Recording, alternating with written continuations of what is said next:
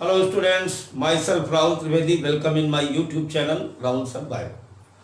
आज हम लोग बात करेंगे सर्कुलेटरी सिस्टम में बहुत ही इंपॉर्टेंट टॉपिक यानी लिम्फ और लिम्फेटिक सिस्टम में। अभी कई सारे बच्चों के डाउट्स आए तो मैंने सोचा इस पर एग्जाम टाइम चल रहा है, एक वीडियो डाल दिया जाए। तो आइए बिना किसी इधर उधर की बात किए सीधे चलते हैं हम लोग अपने टॉपिक पे। यानी सबसे पहले हम बात करने जा रहे हैं कि लिम्फ क्या है। What is lymph? एक क्वेश्चन है आपके पास, what is lymph, what is composition of lymph, what is function of lymph. तो सबसे पहले बेटा, जैसा कि मैंने आपसे कहा कि ये सर्कुलेटरी सिस्टम का एक टॉपिक है। सर्कुलेटरी सिस्टम में आपने पढ़ा कि जो आर्टियोल्स होती हैं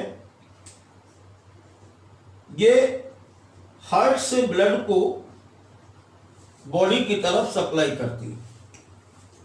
suppose that is the body cells और ये ब्लड फाइनली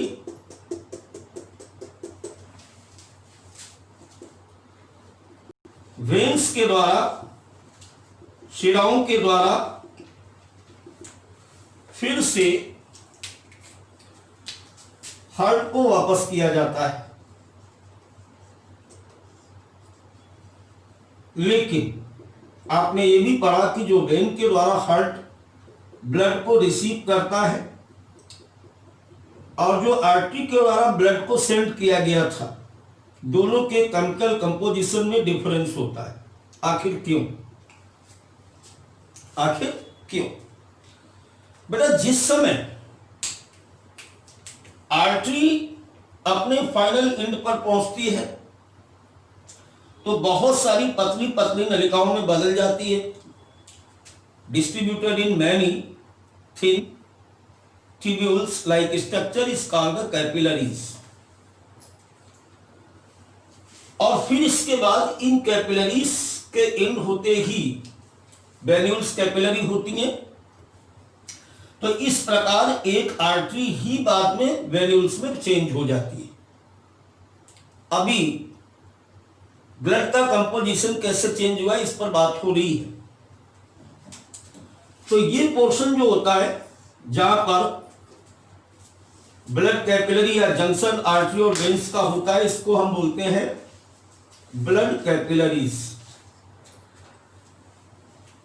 इसकी दीवार जो होती है, wall of the blood capillaries is very thin.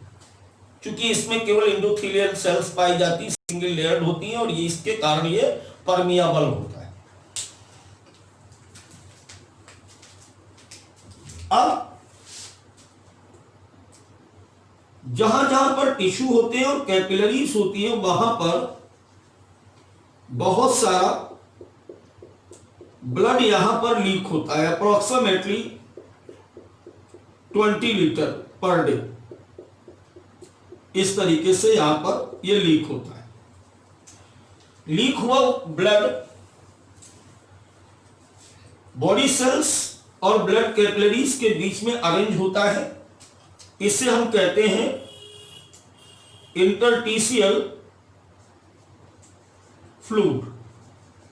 Hindi में हम इसे कहते हैं अंतराली द्रव या इसे हम कहते हैं टिश्यू फ्लूइड। राइट? अभी हमने क्या बोला कि लिम्फ कैपिलरीज से बहुत सारा ब्लड लीक आउट होता है और लीक होने वाले इस पदार्थ को, इस मटेरियल को, इस फ्लूइड को हम इंटरस्टिशियल फ्लूइड या क्या कहते हैं बेटा, इसको हम टिश्यू फ्लूइड कहते हैं। इस टिश्यू फ्लूइड में न्यूट्रिएंट, गैसेस, हार्मोन्स वगैरह प्रचुर मात्रा में पाए जाते हैं। क्या क्या यहां पर है? न्यूट्रिएंट्स, गैसेस और हार्मोन्स ईटीसी। इस फ्लूइड के साथ ब्लड से यहां पर ये लीक आउट होकर के आया। इसी बॉडी सेल इस न्यूट्रिएंट्स को यहां से इसे रिसीव करती है इस तरह से। यहां पर एक बात और भी समझने वाली थी कि जब धमनी और शिराएं यानी artery and veins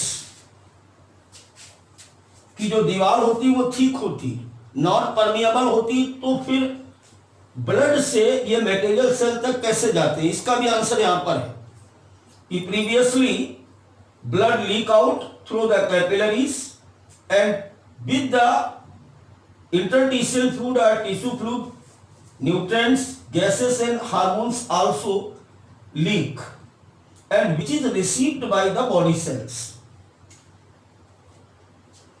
Then after body cells से बहुत सारा वेस्ट मटेरियल CO2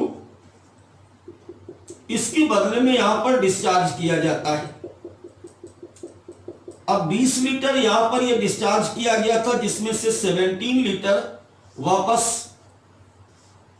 यहां से वेन्स के द्वारा फिर से रिसीव कर लिया गया। पूरा नहीं गया, ध्यान रखें। कुछ मात्रा में यहां पर यह इंटरटिशियल फ्लूइड या टिश्यू फ्लूइड शेष रह जाता है, जिसे कैपिलरीज के द्वारा वापस ले लिया गया और वापस लिया ये ब्लड हार्ट में जाता है। तो देखो, देखने वाली बात ये है, यानी शुरुआत मैंने की थी कि दोनों के ब्लड का कंपोजिशन अलग अलग क्यों होता है। क्योंकि जब आया था तो ये अधिक था, जब वापस लिया जा रहा तो इसमें carbon dioxide, waste material, cell debris वगैरह इसमें अधिक मात्रा में होते हैं। तो अब आपको खुद ही दिख रहा है कि दोनों के बीच में डिफरेंस है, दोनों के केमिकल कंपोजिशन में अंतर है। अभी according to calculation approximately 3 litre fluid यहां पर शेष बचा। अब remaining 3 litre fluid is collected by a different system of the body, और इस सिस्टम को बेटा हम कहते हैं लिम्फेटिक सिस्टम। तो इस प्रकार जो 3 लीटर बचा था वो 3 लीटर इन कैपिलरीज के द्वारा रिसीव किया गया, यानी टिश्यू फ्लूइड को यहां पर भी रिसीव किया गया। देखो, 2 पाथ हैं, एक पाथ से ये वेन्स के द्वारा रिसीव किया गया और दूसरे पाथ से ये लिम्फ कैपिलरीज के द्वारा रिसीव किया जाता है। तो जो लिम्फ कैपिलरीज के द्वारा रिसीव किया गया उससे हम कहते हैं लिम्फ।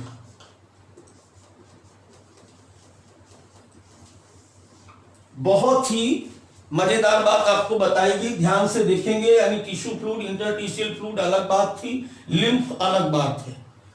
अब हमने क्वेश्चन किया था कि व्हाट इज लिम्फ। एक बार ध्यान देंगे जरा बोर्ड की तरफ।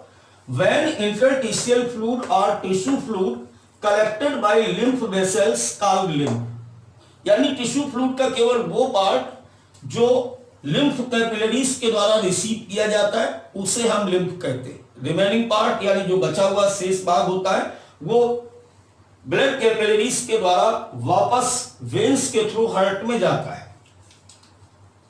कभी कभी क्या होता है कि कुछ क्वेश्चंस आते हैं, उनमें ऑप्शंस होते हैं कि प्लाज्मा प्लस ल्यूकोसाइट, लिम्फोसाइट, यानी व्हाट इज लिम्फ। तो पहली बार तो जो कलेक्ट किया गया उसे लिम्फ कहते हैं। लिम्फ किसका बना होता है? तो बेसिकली लिम्फ में प्लाज्मा और ल्यूकोसाइट यानी आरबीसी, खास करके लिम्फोसाइट सेल्स होती हैं जो हमारी बॉडी को इम्यून रिस्पॉन्स देती हैं। तो इस प्रकार लिम्फेटिक सिस्टम जो होता है ये 2 जगह वर्क करता है, एक तो इम्यूनिटी में और दूसरा सर्कुलेटरी सिस्टम में। ये कलरलेस होता है। कलरलेस क्यों होता है? क्योंकि इसमें आरबीसी नहीं होती। तो आरबीसी नहीं तो हीमोग्लोबिन नहीं, अब हीमोग्लोबिन नहीं इसलिए ये कलरलेस है। फेवर प्रोटीन्स, ब्लड की कुछ प्रोटीन्स भी इसमें पाई जाती हैं, कुछ हार्मोन्स पाए जाते हैं खास बात ध्यान में जो क्वेश्चन वाले थे, इसमें ग्लूकोज की मात्रा ब्लड की अपेक्षा अधिक होती है। CO2 और मेटाबोलाइट या मेटाबॉलिक वेस्ट की मात्रा भी ब्लड की तुलना में अधिक होती है। वहां पर मैंने पूरी बात को समझाया अभी आपको। तो ऐसे भी ऑप्शन में लिखा हो सकता है कि प्लाज्मा विदाउट आरबीसी बराबर लिम्फ, या प्लाज्मा प्लस ल्यूकोसाइट बराबर lymph, blood minus some proteins, some plasma proteins, RBC and platelets बराबर लिम्फ। तो ऑप्शन के अकॉर्डिंग भी यहां पर मैंने आपको बताया कि लिम्फ क्या होता है। एक क्वेश्चन और यहां पर पूछा जाता है कि मिडिल मैन, तो मिडिल मैन इसे इसलिए बोला गया, lymph is also called the middle man. Middle man का मतलब होता है जो दोनों से जुड़ा होता है। तो मिडिल मैन का मतलब यहां पर बेटा ये है कि ये दोनों को जोड़ता है, सर्कुलेटरी सिस्टम से इसको जोड़ रहा है, यानी यहां पर मटेरियल यहां पर गिराए गए और उन मटेरियल्स को बॉडी सेल्स रिसीव करती हैं और बॉडी सेल्स के द्वारा जो मटेरियल निकाला गया उसको सर्कुलेटरी सिस्टम रिसीव करता है। तो ये था आपका लिम्फ और इंटरस्टिशियल फ्लूइड। अब हम बात करेंगे लिम्फेटिक सिस्टम की। अब बेटा बात करते हैं लिम्फेटिक सिस्टम की। देखो सिस्टम जहां पर भी होता है वहां पर कई सारे कंपोनेंट मिलकर के किसी एक फंक्शन को क्रिएट करते हैं, उसे हम सिस्टम कहते हैं। तो in the lymphatic system includes lymph capillaries, lymph vessels, lymphatic duct and lymph node। यानी इस पूरे lymphatic system में 4 components हैं, capillaries, vessels, duct and lymph node। सबसे पहले हम लोग बात कर रहे हैं अभी जैसे अभी मैंने फिगर में आपको समझाया था किस तरीके से आर्टियोल्स और आर्टियोल्स के बाद यहां पर ये वेन्स होती है जो कैपिलरी के इनसे स्टार्ट होती है इस तरीके से, और इनके बीच में इस प्रकार से ये ऐसे ऐसे पड़ी होती है। अब सबसे पहले हम बात करते हैं लिम्फ कैपिलरीज की। तो लिम्फ कैपिलरीज जो होती हैं वो इस प्रकार से पतली नलिकाएं हैं और ये पतली नलिकाएं ऐसे कैपिलरीज के बीच में उपस्थित होती है। इस तरीके से आप देख सकते हो फिगर में ऐसे, यानी बहुत ही छोटी यानी माइक्रोस्कोपिक। दूसरी बात आप यहां पे क्या देख रहे हैं, क्लोज इंट। इनके जो इंट्स होते हैं वो खुले हुए नहीं हैं, क्लोज इंट। दूसरी बात यहां पर देखें कि they form vast network in intercellular space.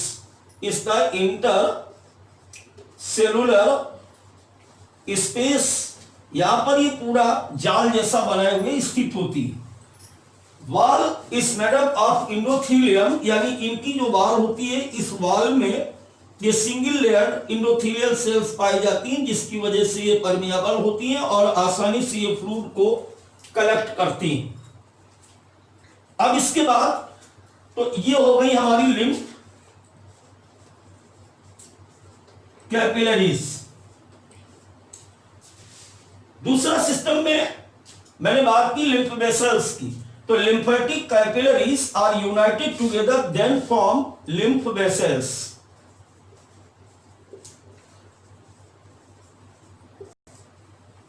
इस तरीके से कई सारी लिम्फ कैपिलरीज आपस में जुड़ करके लिम्फ वेसल्स बनाती हैं। जो वेसल्स होते हैं, लिम्फ वेसल्स होते हैं, इनकी जो दीवार होती है वो जस्ट लाइक वेन्स के जैसी होती है, यानी wall of lymph vessels like when. और एक खास बात और इसमें होती है कि इसके अंदर इस प्रकार से ये वाल्व पाए जाते हैं जो लिम्फ को केवल एक साइड में ही जाने देते हैं। तो यहां पर ध्यान दें, lymphatic capillaries unite together and form lymph vessels, wall of lymph vessels like vein, and wall presence in the lumen of lymphatic vessels which is prevent backflow of lymph. अब हम लोग बात करते हैं इसके बाद लिम्फेटिक डक्ट की। अब बेटा लिम्फ वेसल्स के बाद बात करते हैं लिम्फेटिक डक्ट की।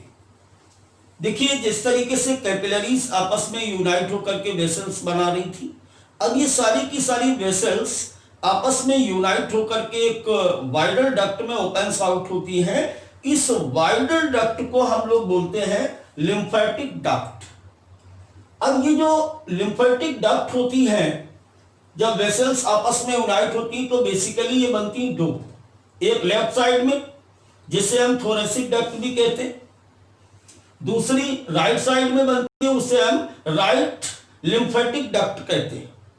दोनों ही डक्ट अपनी अपनी तरफ के सबक्लेवियन वेन में जाकर के खुलती है, यानी थोरेसिक डक्ट लेफ्ट सबक्लेवियन में खुलती है, right duct left lymphatic duct जो होती है वो राइट सबक्लेवियन डक्ट में खुलती है। और अब ये थ्रू द सुपीरियर वेन कावा हार्ट में जाकर के ओपन आउट हो जाती। तो इस प्रकार जो इंटरस्टिशियल फ्लूइड लिम्फ के रूप में लिम्फ वेसल्स के द्वारा कलेक्ट किया गया था वो फिर से वापस कर दिया जाता है। बात करते हैं फोर्थ कंपोनेंट्स यानी लिम्फ नोड की। Present regular interval with lymph vessels. Lymph vessels के साथ थोड़ी थोड़ी दूर पर गांठों के समान संरचनाएं पाई जाती, इनको हम लिम्फ नोड कहते हैं। यहां पर लिम्फ का फिल्टरेशन किया जाता है। इसमें फाइगोसाइटिक सेल्स होती हैं, contain phagocytic cells which is remove the pathogens which are present the lymph. इसके अलावा इन लिम्फ नोड के द्वारा लिम्फोसाइट को प्रोडक्ट किया जाता है, यानी lymphocyte production take place in the lymph node. एक बहुत ही जरूरी बात आप ध्यान रखें कि टॉन्सिल, थाइमस, स्प्लीन ये सभी लिम्फ नोड होते हैं। ये सभी के सभी कैसे लिम्फ नोड होते हैं, इनको हम कॉमनली लिम्फॉइड ऑर्गन्स भी कहते हैं, यानी tonsil, thymus, spleen is also is the lymph node and commonly called the lymphoid organs। थोड़ा सा हम इस डायग्राम पर भी देख लें, ये जो सारी बातें आपको बताई गई। पहला यहां से देखते हैं, तो ये जो आपको दिख रहे हैं इस द लिम्फ वेसल्स, इस लिम्फ वेसल्स के साथ रेगुलर इंटरवल्स के साथ ये जो आप देख रहे हैं जहां पर हमारा मार्कर इस समय बेटा, ये जो होते हैं ये होते हैं लिम्फ नोड। तो जो बात मैंने लिखी थी present regular interval with lymph vessels, तो इस तरीके से ये दिखाई दे रहे हैं। और बेसिकली ये growing region, armpit region, neck region में ये बेसिकली बहुत सारे दिखाई देते हैं। तो दोनों तरफ से इस तरीके से लिम्फ वेसल्स कलेक्ट करती हुई बीच बीच में ये लिम्फ नोड से होती हुई और अंत में यहां पर सिस्टर्नी चाइली बनाती है, यानी ये वाइडर हो जाती है और वाइड होकर के यहाँ पर सिस्टर्नी चाइली, और यहीं पर ये लैक्टियल्स जो कि इंटेस्टाइन से फैट को कलेक्ट करती है, फैट एब्जॉर्ब करती है। दरअसल मिल्की अपीयरेंस के कारण इसे हम लैक्टियल्स कहते हैं, in reality that is the lymphatic vessels. अब देखिए यहां पर ये सब आकर के आपस में यूनाइट होकर के ये थोरेसिक डक्ट बनाती है। लेफ्ट साइड में ये ध्यान रखेंगे, लेफ्ट साइड है, ऊपर वहां पर भी लिखा हुआ है। अब ये थोरेसिक डक्ट आगे बढ़ रही, आगे बढ़ते बढ़ते आप देखिए लेफ्ट साइड की आर्मपिट, शोल्डर से होते हुए सर्वाइकल रीजन से ये लिम्फ को कलेक्ट करने के बाद फाइनली लेफ्ट सबक्लेवियन में यहां पर ओपन आउट हुई, ये देखिए। जबकि राइट सबक्लेवियन छोटी होती है, केवल 1 सेंटीमीटर लंबी होती है, और ये यहां पर राइट साइड की आर्मपिट और हेड नेक रीजन से लिम्फ को कलेक्ट करने के बाद अपनी ही साइड के यानी राइट साइड की सबक्लेवियन में ओपन आउट होती है। बाद में लेफ्ट एंड राइट सबक्लेवियन आपस में यूनाइट होकर सुपीरियर वेन केवा में, और सुपीरियर वेन केवा अंत में हार्ट में ओपन आउट होता है। तो आई होप कि सारे डाउट आपके यहां तक क्लियर हो जाएंगे।